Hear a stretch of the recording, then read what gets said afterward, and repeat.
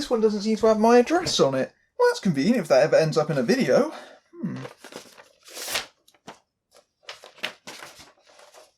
To Brian, meet me at the Travel Lodge, room 237.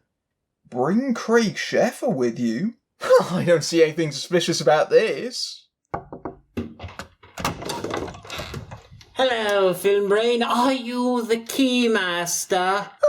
Diamanda Hagan, I somehow didn't manage to work this out despite the obvious clues. I'm glad my minion mailman delivered and you were as stupid and gullible as I thought. Perhaps more so. I brought my Craig Sheffer film to the party. I hope you brought yours. Well, I brought Code of Honor, which stars Steven Seagal and Craig Sheffer. Steven Seagal? You're learning!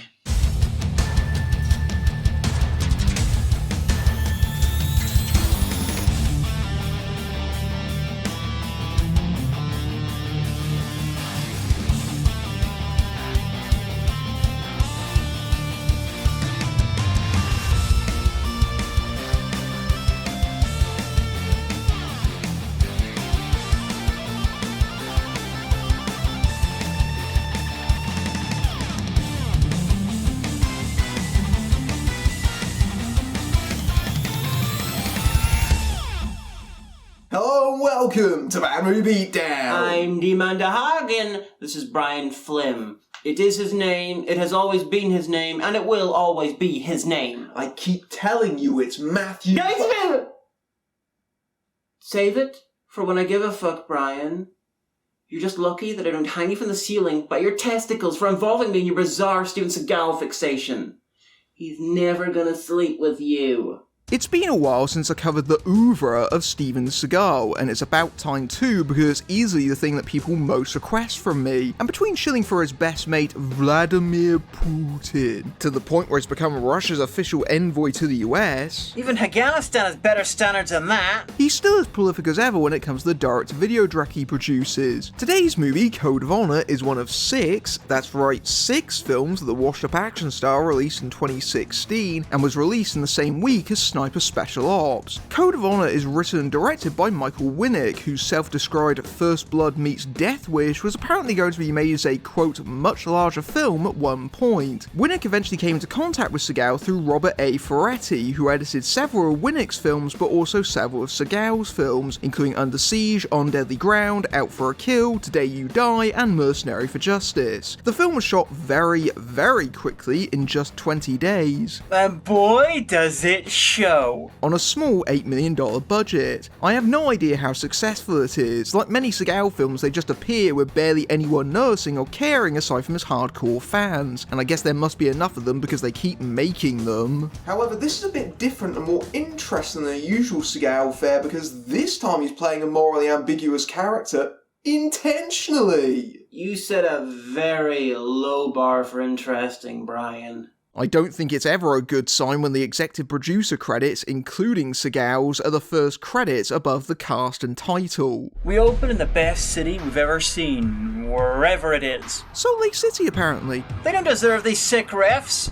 Sat on top of a tower is where we first meet Colonel Robert Sykes, played by Seagal, starting as he means to go on, in a seated position. Seagal has come back to Bad Movie Beatdown and he's bigger than ever. You're talking about his waistline, aren't you? Of course. He's positively Brando-esque, and I'm definitely not talking about his acting. I'm half expecting him to put an ice bucket on his head. Seagal is preparing for killing, as he usually does, puffing away cigars while he waits. And really going through them, too. He's onto a second cigar about a minute later. Or maybe they've literally shown us the exact same scene of him lighting his cigar twice from different angles because they want to pad out their Seagal footage. Are you suggesting they're desperate mere minutes into the film? Because you don't need to suggest that. They clearly are. What Seagal is waiting for is a gang meeting going on below him in front of Salt Lake City's Fear Factory given the clearly visible signs, but they're not coming here to visit a haunted house, they're here to deal drugs. All the while reusing endless shots of Seagal tweaking his weapons again. The gangs look like a hardcore West Side Story. Hopefully Seagal is a soprano. I hear he's a piercing voice. Oh wait, no, that's his sniper rifle. I wonder if Putin is just off screen as a spotter. As the gang stupidly fire at the tower they can't reach the top of and get themselves killed, Seagal trades his rifle for a machine gun and is amazingly accurate with it, barely even damaging any of the surroundings, and only then to shoot through the cars. He goes back to his rifle to shoot this guy in the wrist before detonating a car bomb that blows up another, getting away with the cash. How did he do that? There is no way he could have planted that underneath it. He was on top of the tower when it arrived. Maybe Steven Seagal is so good he has a magic button that explodes random cars. Like this. No, I am not Steven Seagal, and no, I'm not going to sleep with you. Seagal then rides a zip line to the ground, supposedly.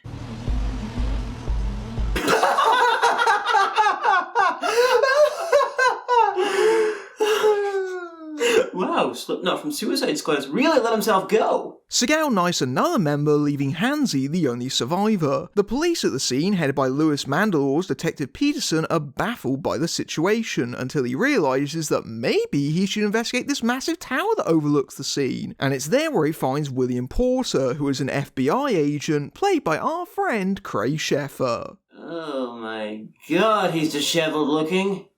Still, it's weird seeing him not wearing a stupid hat or with a burning hatred for a Highlander actor. I don't know, maybe he's gone full method to emulate Seagal, wearing stupid shades and looking really bloated. No, that's just how he looks. You need a small army to take out these two gangs. Tell me, how many hymns?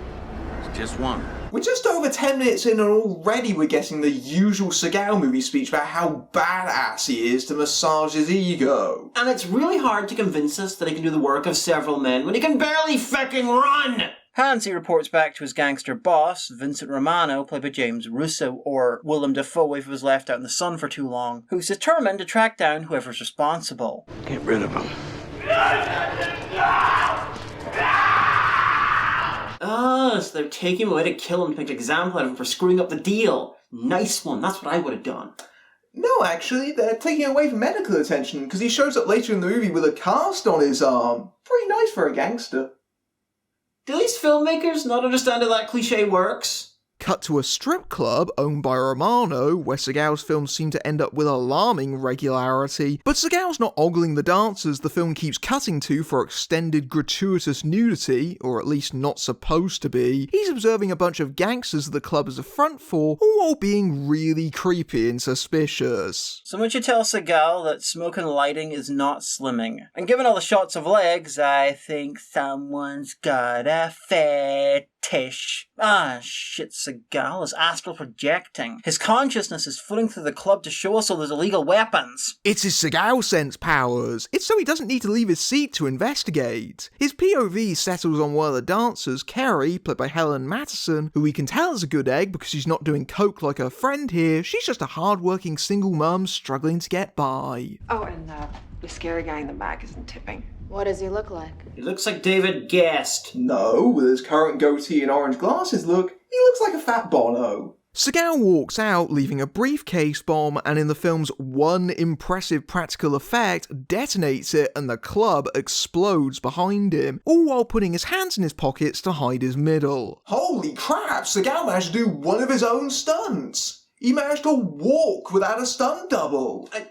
So, Seagal just blew up a building full of innocent people.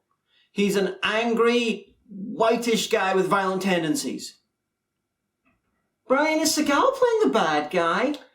He kind of is, and he isn't. The film actually toys with deconstructing Seagal's image. If you've seen enough, or well, any of Seagal's films, you'll know that while he almost exclusively plays the hero, he's arguably the most sadistic out of any of them. Snapping his enemy's limbs and neck is his signature move. There's a real nasty streak that runs through his films, which makes his characters accidentally quite morally ambiguous, despite also being presented as noble and enlightened figures. That he's playing an intentionally shady figure shows a self-awareness that's uncharacteristic of Seagal. You give way too much credit to Seagal, the filmmakers, and probably everyone involved in this film.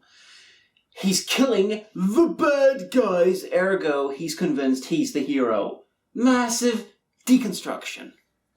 Porter is holed up in some dive motel, drinking his sorrows and or playing with a baseball glove that he stole from Chad Brad from Merlin the Return as he watches the worst local news. Breaking news. Channel 4 is on the scene at the Snake Eye Strip Club.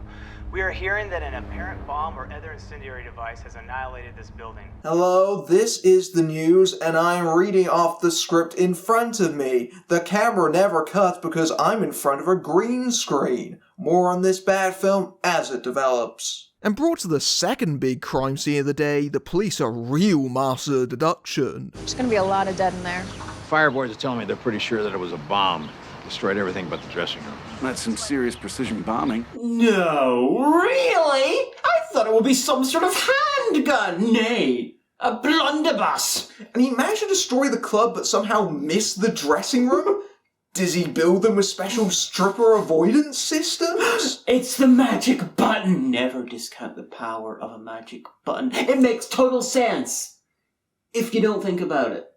Porter appears at the scene, as does a distraught Carrie, who gets snapped by one of Romano's men as he questions her about the scary guy in the back. Look, there he is, the scary guy at the back! Porter chases Seagal, but he just appears like he's a ghost. Specifically Slimer from Ghostbusters. Colonel Robert Sykes. His service record is impeccable. Skills in hand-to-hand combat, weapons. It's unmatched. He's trained to blend into any city. Blend in? He can't even dye his hair realistically! You literally just spotted him in a crowd. How exactly is a large frame man dressed in black easy to miss? Porter explains that Seagal snapped when his wife and child was killed in a drive-by gang shooting, treating his vigilantism like a military mission, all in the most gushing terms. I don't think that your department is trained enough to deal with Colonel Sykes. He's been on special ops missions all around the world. Sykes is trained to be a ghost. When this is all over, you might even wonder if he ever existed. He's an ex-military man with a dead family and he's gone crazy and kills people. That's the Punisher! No, actually, because he doesn't wear a shirt with a skull on it. Totally different. That's the Dolph Lundgren Punisher! So we're supposed to arrest everyone with a buzz cut, or are you gonna tell us what this guy looks like? Not that it'll help. I've already changed appearances. He looks like an overweight 65-year-old with a bad tan. Just send over a photo of any random retiree in Florida. And he never alters his appearance. That's a tall ask for a guy that barely differs between films. Changing from a black trench coat to camo doesn't count. Porter tells Peterson that he's going to find Carrie as she's a key witness that Seagal or whoever may target, and even though he gave her to the police to question, they apparently didn't bother to even get her full name, let alone place her under protection. No wonder Porter doesn't think they're gonna catch Seagal. So what do you expect me to do? Sit on my ass and wait for you to save the day? Safest place for your ass. Fuck you. I'll keep in touch. Now kiss! Porter goes to the strip club, which improbably has no police around it whatsoever, and searches the office. Holy fuck, he found computer things? In a computer? Looks remarkably intact inside too. Apparently the fire only singed the hard drive. Outside, Porter is confronted by people working for Romano, a lost boy and a fan of the Goonies, who discovers that they never say die unless they get stabbed in the gut. As he deals with them with hunting knives, unusual for an FBI agent. It's bizarre the film has such awful news inserts as it already has an exposition character to serve that. Sleazy reporter Jerry Simon, played by Griff First, practically licking his lips at each of the crime scenes, and somehow even gets the scene of the alley stabbings before the cops do. The wound on the neck. We'll pull back out for the wide. Beautifully gratuitous. Hey! What a subtle parody of the if it bleeds, it leads mentality that's totally not inspired by Richard Thornburg in Die Hard. And what the hell TV news report shows graphic crime scene footage? What is with all the characters wearing randomly coloured shades? Speaking of which, you're probably thinking, isn't Seagal supposed to be in this movie? Well, every so often we get a random scene of him sat behind a sniper rifle assassinating petty criminals to remind you that he's still in this. It's obvious that these scenes with Seagal were all shot in the same warehouse on the same day, as you can clearly see walls and empty car parks out the windows that don't remotely match what he's supposedly firing at.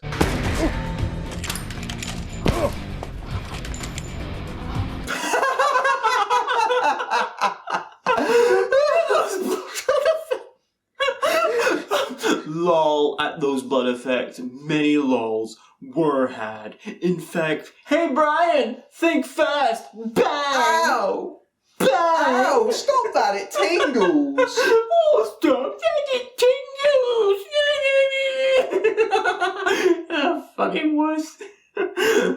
Okay, Brian, I'll get rid of them. Wipe! There's a better. There's not even any rhyme or reason to who he picks. These guys are clearly being arrested when he executes them. He hates these drug dealers so much that he shoots 2 of them in the dick. And the Punisher would have killed the sex worker for stealing the cash. Clearly, Seagal doesn't believe in punishment. He believes they deserve gunishment! What the fuck is Porter doing with that hard drive? Computer alchemy? I think he's trying to read the info off of it, as seen in these shots that have clearly been badly superimposed over an empty recycle bin folder so he can find Kerry's address. To me, this gentleman is a person of interest. Why is he so chummy with this single mother / seductive stripper at the Snake Eyes Strip Club? Where is he pulling this wild theory from? He could be involved in the investigation for all he knows. Did he read the script? I wish the rest of the film was those two suing the shit out of that reporter for that Nancy Grace-esque stunt. Romano wants Carrie captured, and she rightfully suspects there are people after her as she makes plans to run away, but she still finds time to send her kid to school? You have a good day, honey. And when you get home, we are gonna go on a little trip.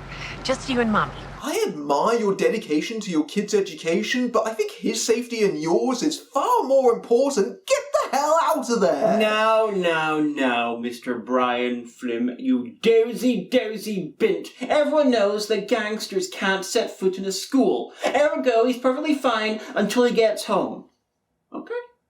Clearly. Instead, Romano's men, including Hansi, arrive at Carrie's place first, but luckily for her, Porter arrives not long after and kicks their asses. This is what happens when you mess with a berserker, Hell's Warrior! That is a man who is really pissed off with how his career turned out. I suddenly feel very afraid that I've been making fun of him for years now. Well, yeah, but a stiff breeze can knock you over. For some reason, Kerry's house leads back out into an alley. Apparently she lives in a warehouse. But they're cornered by more of Romano's men who are terrible shots.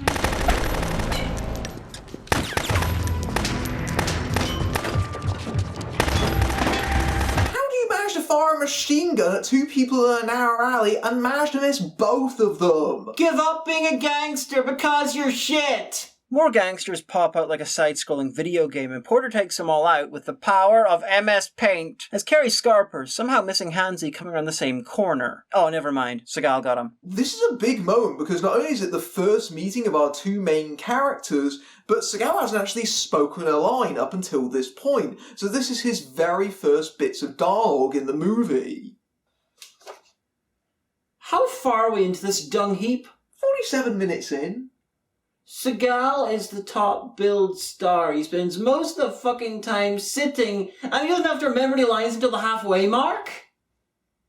Jammy bastard, I wish I could get away with being that lazy. What's wrong with you, man? You're slipping. But you can't check your 6. Robert? Just like old Tom's, huh?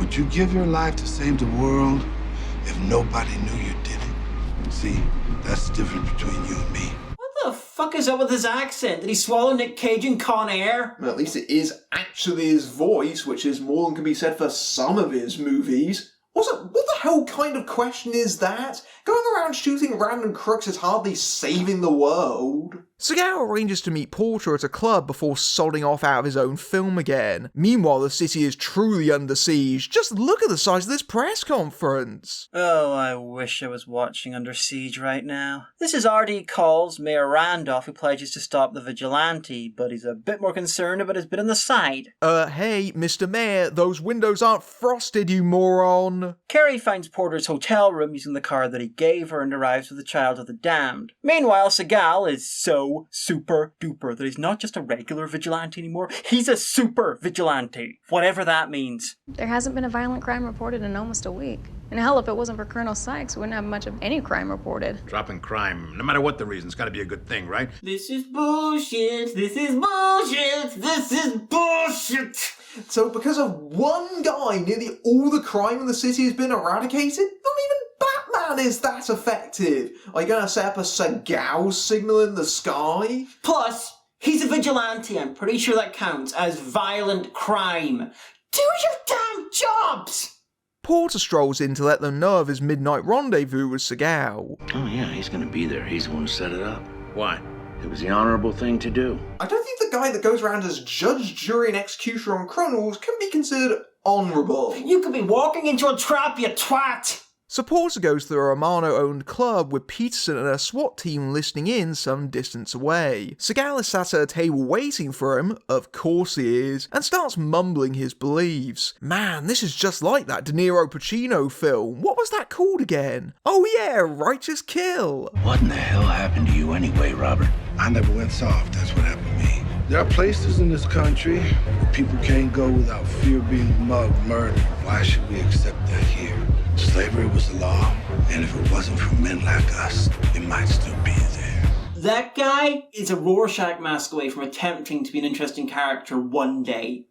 But, you know, that fits. He's already really weird looking without one. It gets a bit of charge from Seagal playing a good man gone bad, but mostly his rambling is just disjointed flirtings with fascism that Sheffer fails to truly challenge. I don't think cleaning up the streets is quite equivalent to abolishing slavery. You can't exactly claim the moral high ground with your body count. He sounds like Marlon Brando in The Godfather if he was bitten by a radioactive crayfish. It's abundantly clear over the course of their conversation that the two are being set up as mirror images of each other. Both lost their families, but Seagal was honourable, whereas Porter drove his away with vice. There's also this moment where Porter pulls his gun and no one notices. I know this is a rough joint, but still! Oh, and this. Since you've been in town, you killed 2 crackheads, a bunch of gangsters. It's just self-defense.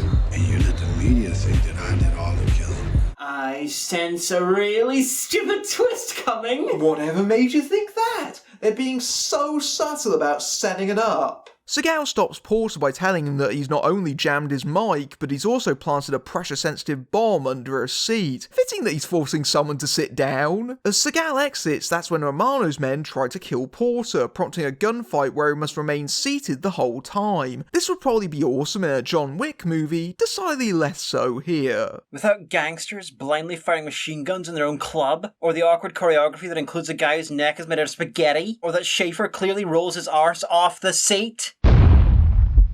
Romano goes to shoot Porter, but does the slow motion walk of danger, which means he only gets to hit Porter in the hand, as he hides behind the bulletproof furniture, before the SWAT team bursts in to arrest him. He put a bomb under my chair.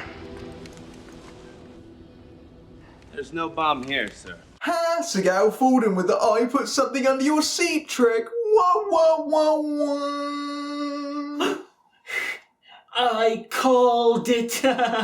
You see, Seagal has a code of honor, whatever the fuck that means. So this was an almighty balls up when we have a club full of dead people. And then Porter just disappears. Where's Agent Porter? I'm not paid enough to talk to you.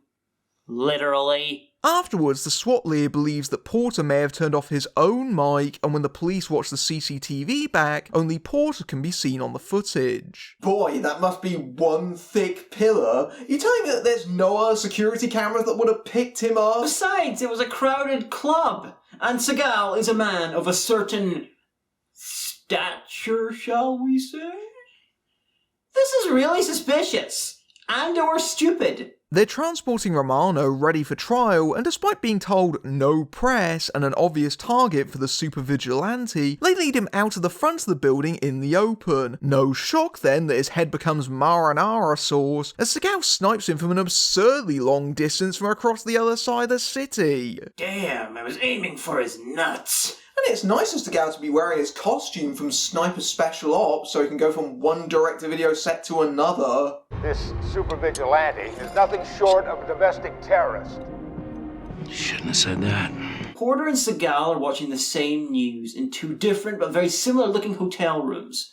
There's a word for that. Symbolism! No, I'm pretty sure it's testicle. Carrie finally goes to the police for protection. Yeah, I hope they do a better job than they did for Romano. Agent Porter killed him? All except for the guy with the broken arm. He said Colonel Sykes killed him. Did you happen to see Colonel Sykes do this? I had already run away. What is with people somehow managing to miss Steven Seagal even when they go directly past him?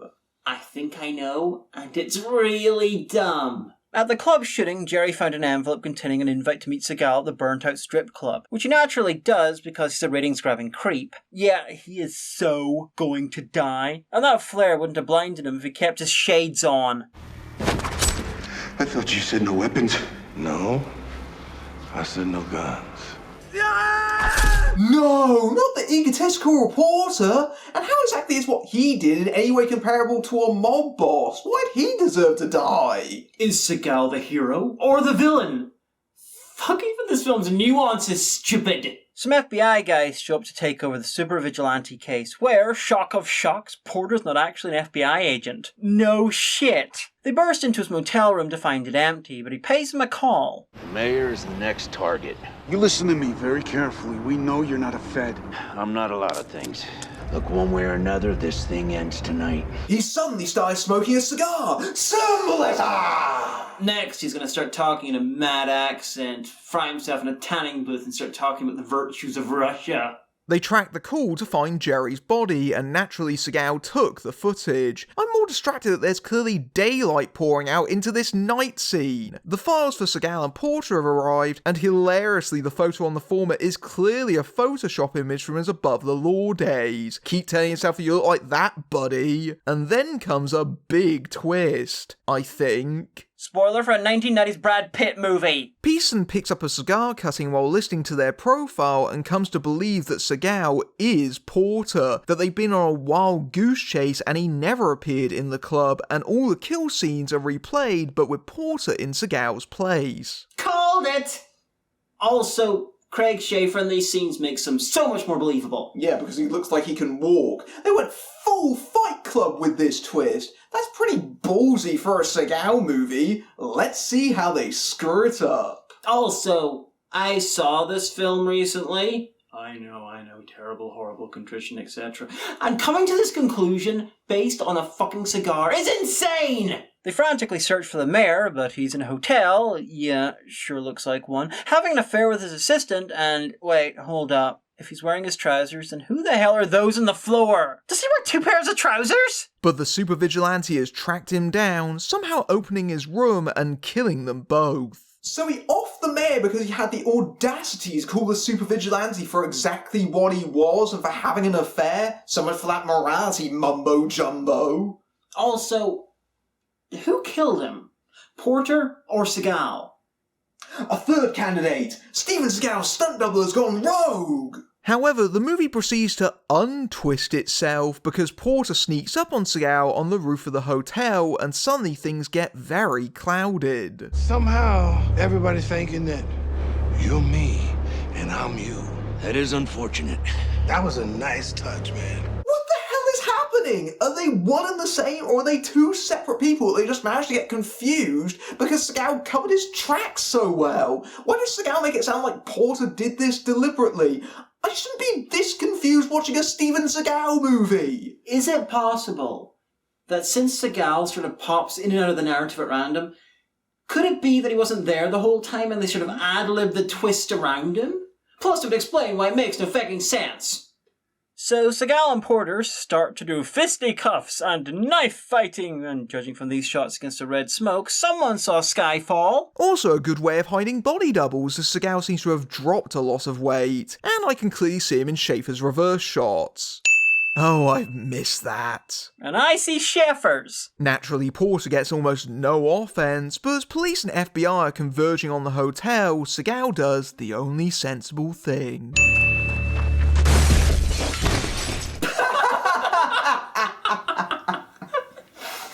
Forget the Punisher, he's the defenestrator! The FBI guys in the helicopter are composited so badly they look like Force ghosts as Porter escapes their gunfire. Seagal survives his comedy fall, but pulls out glass impaled through his hand, the same one Porter was shot in. I see what they did there. He starts planting C4 around the place, which totally looks like a hotel and not a warehouse, before bumping into Porter again so he can get some more knife-flailing action. However, the FBI helicopter swings around, and Porter runs as Seagal pulls out his detonator.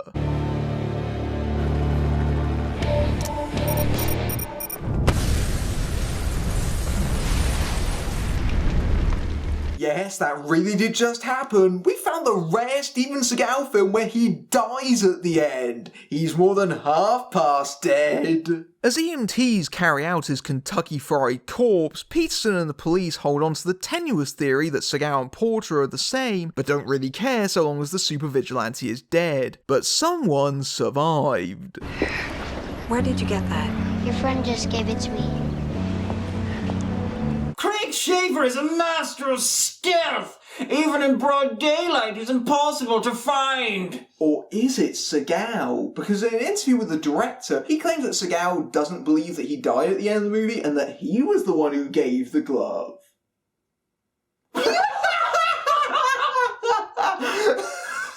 Not bloody likely, Seagal!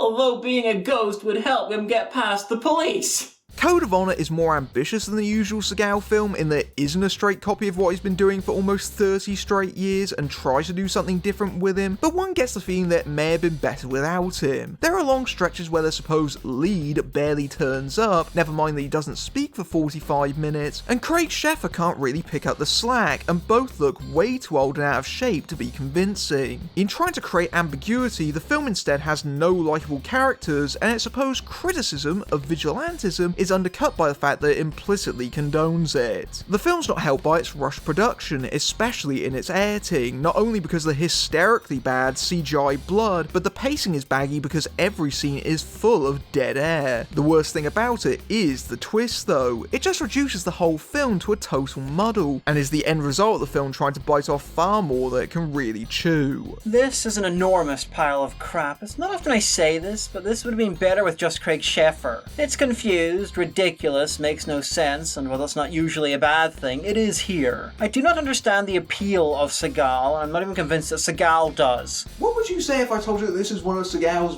better recent outings? Well, Brian, I'd stab you in the face over and over and over again, and then tell you to get on with it, because we've another crossover to film. I'm Matthew Buck, beating down bad movies everywhere. Beating off bad movies. No.